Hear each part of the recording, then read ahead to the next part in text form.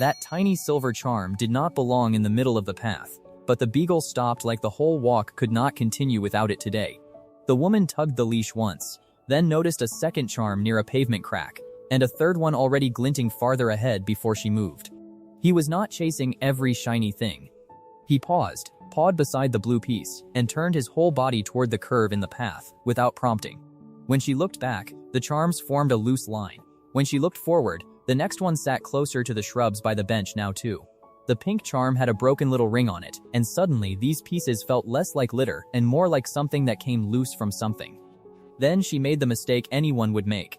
She nudged another glint aside, and the beagle froze until she found it in the grass near the edge. Now the trail left the open sidewalk. The dog followed the shrub edge instead of the open path, straight toward the quiet public bench at the path's bend. At the bench, another charm waited by the leg. Under the seat, a tiny broken ring made the whole trail harder to dismiss, too neat to ignore. So, she settled on the obvious answer.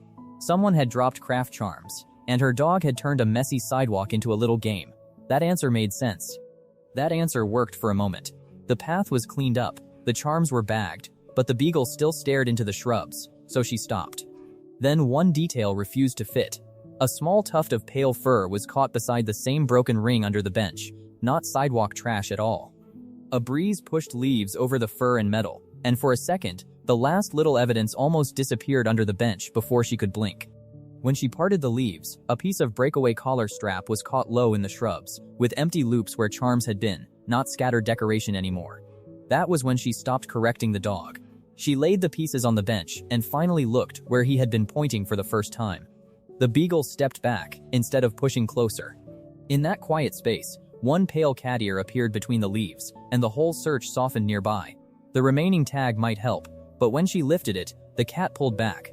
The answer was close, but it needed patience, not a quick grab. She placed the first silver charm beside the broken strap, and the empty loop matched it like the path was rebuilding itself right in front of her.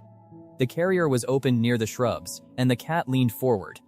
Then it stopped, still watching the collar pieces on the bench, like one more step.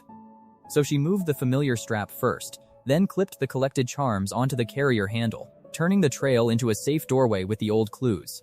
The cat stepped out, sniffed the strap, and walked into the carrier on its own, while the beagle stayed seated beside the bench, without any chase today.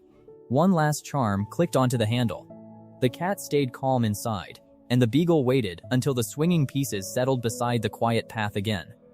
That first silver charm was not trash after all. It was the start of the cat's path home, and the beagle had stopped at every piece.